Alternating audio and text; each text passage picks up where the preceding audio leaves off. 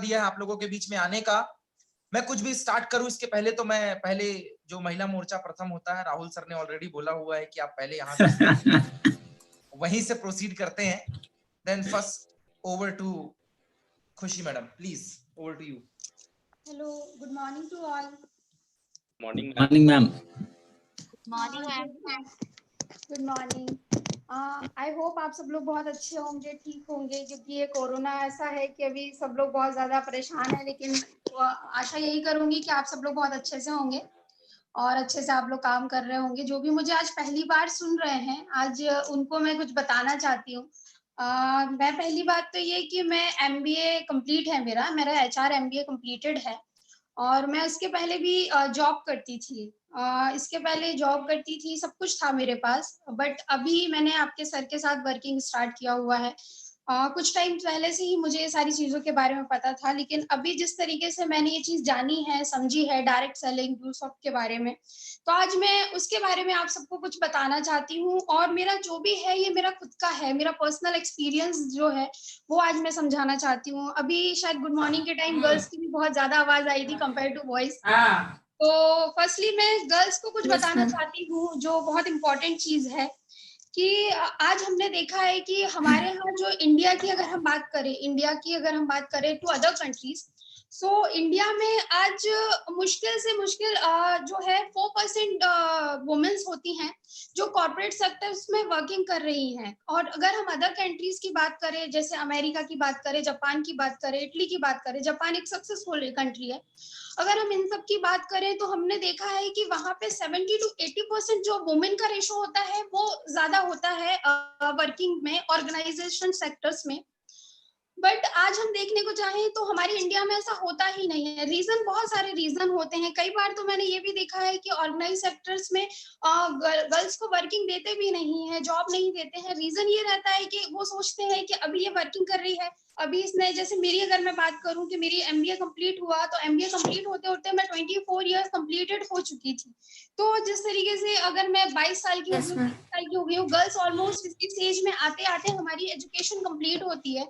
इसके बाद हम ये सोचते हैं कि चलो अब कंप्लीट हो गया, अब हम जॉब के लिए अप्लाई करते हैं। जॉब के लिए अप्लाई करते हैं तो फर्स्टली हम जहाँ पे भी इंटरव्यू के लिए जाते हैं वहाँ हमारा सबसे बड़ा इशू ये आता है कि अभी इनकी एज हो चुकी है, 1-2 साल में इनकी वेडिंग, शादी हो जाएगी तो लोग जॉब देने से इतना मतलब वो इंटरेस्ट नहीं लेते हैं। हमारी इंडिया की अगर हम बात करें कि अगर ये जाएगी, अभी ये 2 साल करेगी, इसको हम सिखाएंगे, इसको ये फ्रेशर है, इसको सिखाएंगे, सब कुछ करेंगे, और फिर देखिए चली जाएगी। क्यों? क्योंकि इसकी शादी हो जाएगी और शादी जहाँ होगी वहां इसको जाना पड़ेगा। इसके बाद और जो इश्यूज आते हैं गर्ल्स के साथ वो आते हैं प्रेगनेंसी इश्यूज के। शादी के बाद, अभी शादी हो गई, अगर शादी कर रही, मतलब अगर ये जॉब कर रही है, अगर इसको रखेंगे, अभी इसकी प्रेगनेंसी आ जाएगी तो इसकी, बट अगर हम ये सारी चीजें देखें कि जो भी है, मैरिज हो गई, प्रेगनेंसी हो गई, तो गर्ल्स के साथ बहुत सारे इश्यूज आते हैं जो कि एक जॉब में हमें फेस करने पड़ते हैं। बट अगर मैं डायरेक्ट सेलिंग या ड्यूसॉफ्ट की बात करूं तो यहाँ पे आप बिल्कुल सिक्योर हो जाओगे। सिक्योर इसलिए हो जाओगे क्योंकि आपको ये इश्यूज नहीं आने वाले हैं। यहाँ पे अगर आप वर्किंग करते हो तो आपको कोई भी इश्यूज नहीं होंगे, क्योंकि यहाँ कोई टाइम की बाउंडेशन नहीं रहने वाली है आपके साथ कि आपको ये टाइम इतने बजे करना है, आपको ये वर्किंग करनी है, ऐसा करना है, ऐसा कुछ भी नहीं है। आपके अकॉर्डिंग ये सारी चीजें होती है। तो ये बहुत जरूरी है कि अगर आप अपने काम को करना चाहते हो, आप अपना मन लगा के उसमें काम करो। और जो गर्ल्स के साथ सबसे ज्यादा इश्यूज मैंने देखे हैं वो तो मुझे यही लगते हैं, इसीलिए मैं आपसे ये बात करना चाहती हूँ कि आज मेरी भी शादी हो गई है, मैंने पहले वर्किंग की हुई है, तो मैं इसे और अच्छे से बता पाऊंगी क्योंकि मैं ऑलरेडी MBA होल्डर रह चुकी हूँ, मेरी वर्किंग रह चुकी है। मैं एक HR की जॉब पे, अच्छी खासी जॉब में थी, बट मुझे वहां से छोड़ना पड़ा। क्यों छोड़ना पड़ा? क्योंकि अब मेरी शादी होने वाली है, तो मैंने वो जॉब छोड़ दी। और आज अगर मैं ड्यूसॉफ्ट में होती तो मुझे वो चीजें प्रॉब्लम फेस ही नहीं करनी पड़ती। तो गर्ल्स को वो प्रॉब्लम्स होती ही नहीं कि नहीं हमें ये यहाँ से, इस कंट्री से इस शहर से उस शहर जाना है, या ऐसे कोई भी इश्यूज हमारे साथ होने वाले हैं। तो ये सबसे अच्छी चीज है कि अगर आप ड्यूसॉफ्ट कर रहे हो तो आप शादी के पहले भी कर सकते हो, शादी के बाद भी कर सकते हो। आपकी एज मैटर ही नहीं करती कि आप किस एज में हो, आप आपके बच्चे भी हो गए हैं तो भी आपको कोई इश्यूज नहीं है, आप प्रेग्नेंट हो उसके बाद भी आप वर्किंग कर सकते हो। ऐसा नहीं है कि नहीं आप ऑफिस नहीं जा सकते या आप कहीं जा नहीं सकते हो, आप ये नहीं कर सकते हो, वो नहीं कर सकते हो। तो ये बहुत सारी चीजें होती हैं जो मैंने देखी है, जो मैंने सीखी हैं। इसके अलावा और भी अगर मैं बात बताऊं, जैसे कि अभी कोरोना चल रहा है, मैं वर्किंग में थी तो ऐसा नहीं है कि मेरे पास ऑफर्स नहीं आए। मैं जिस प्रोफाइल पे थी, मैं एचआर की प्रोफाइल पे थी, तो मुझे मेरी ऑलमोस्ट कंसल्टेंसी से बातें होती थी और मेरे जिस तरीके से कॉन्टेक्ट होते थे वो बहुत अच्छे होते थे, दूर दूर तक कॉन्टेक्ट होते थे सभी, क्योंकि मैं खुद, मेरा काम ही ये होता था कि मैं जॉब प्रोवाइड कराती थी, लोगों को इंटरव्यू लेती थी, जॉब पे रखती थी, तो मेरे लिए जॉब की कमी नहीं होगी उस टाइम पे। बट स्टिल मैंने उन सब चीजों को स्विच किया। मुझे ऐसा नहीं है कि बाहर की कंट्रीज से नहीं आया। अगर मैं बात करूं दिल्ली की, बॉम्बे की, पुणे की, बैंगलोर की, इंदौर की या आउट ऑफ कंट्री की भी बात करूं, तो मुझे बहुत ऑफर आए हैं जॉब को लेके कि आप यहाँ आ जाइए, वहां आ जाइए, ये कर लीजिए, ये कर लीजिए। बहुत सारी चीजें थी, बहुत सारे ऑफर्स थे, बट उस टाइम पे मैंने वो ऑफर ठुकराए।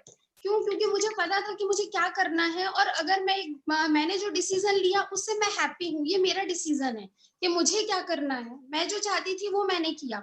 इसके अलावा मैंने एक चीज और देखी है जो मुझे बहुत ज्यादा अच्छी लगी है मेरी लाइफ से, मैंने बहुत बहुत अच्छे से सीखा है कि कामयाब होना है तो क्या करो। कामयाब होने के लिए ना सबसे इम्पोर्टेंट चीज होती है, ये सभी के लिए, टू ऑल बॉयज भी, कि अगर आप कामयाब होना चाहते हो तो फर्स्टली तो आप निडर हो जाओ। आप डरो मत कि ये कैसे होगा, वो कैसे होगा, ये हम कैसे करेंगे, वो हम कैसे करेंगे। पेरेंट्स का डर है, बहुत सारी चीजें होती हैं। तो सबसे पहले यही बोलूंगी कि आप अपना डर दूर करो, क्योंकि आपने भी सुना होगा डर के आगे जीत है।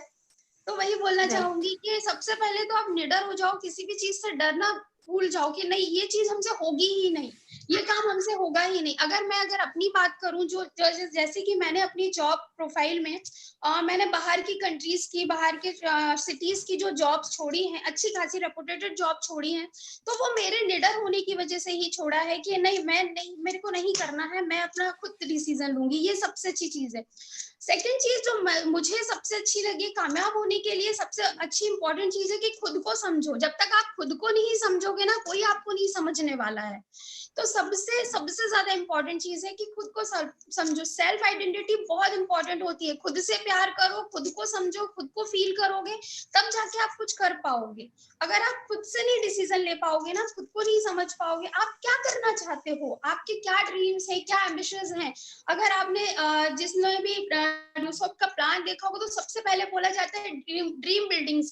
तो ड्रीम बिल्डिंग्स क्यों बताई जाती है? क्योंकि जब तक आपके अंदर ड्रीम्स नहीं आएंगे ना, आपके ड्रीम्स नहीं होंगे, आपके सपने नहीं होंगे, आप उन्हें कैसे सच कर पाओगे।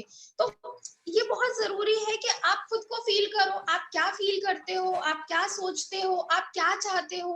आप नहीं चाहते हो, आपको नहीं करनी ज्यादा पढ़ाई, मत करो। आपको ये नहीं करना, मत करो। मैं यही बोलूंगी, जो आप चाहते हो वो करो, और अपने सपनों की जो जिम्मेदारी है वो खुद लो। थर्ड पॉइंट मेरा यही है कि अपने सपनों की जिम्मेदारी खुद लो। आप किसी के ऊपर डिपेंड नहीं हो सकते हो कि नहीं ये करेगा या ये करेगी या ये करके देगा या पेरेंट्स करके देंगे, फ्रेंड्स करके देंगे, कोई कुछ नहीं करके देगा। अपने सपनों की जिम्मेदारी आपकी खुद की होती है। अगर मैं आपको बात बताऊं तो जैसे मेरी और सच्ची, आपको भी पता है कि लव मैरिज है, तो ये एक तरीके से अपने सपने की जिम्मेदारी हमने भी खुद ली है। ऐसा नहीं है, बहुत सारी प्रॉब्लम्स होती हैं, बहुत कुछ फेस करना होता है, बहुत कुछ देखना होता है, और इतना इजी नहीं होता है सब कुछ डील कर पाना। बट अपने सपनों की जिम्मेदारी अगर आप खुद लोगे, आपको पता है कि नहीं मुझे ये काम करना है, तो आप हर किसी से लड़ जाओगे, आप हर चीज कर लोगे।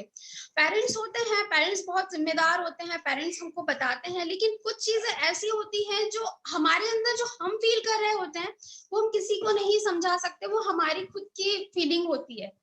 तो मैं यही बोलूंगी कि आप सबसे पहले अपने आप को समझें, अपने सपनों को समझें, और उसके बाद आप काम करें तो ज्यादा अच्छा होगा। और इसके साथ ही मैं अब थैंक यू बोलना चाहूंगी आप लोगों को, क्योंकि अब आपके सर को भी बोलना है, वरना बोलेंगे मैं ही भी बोल रही हूँ। तो for your best future, wish you all the best, and thank you do soft, and thank you to all, thanks to all.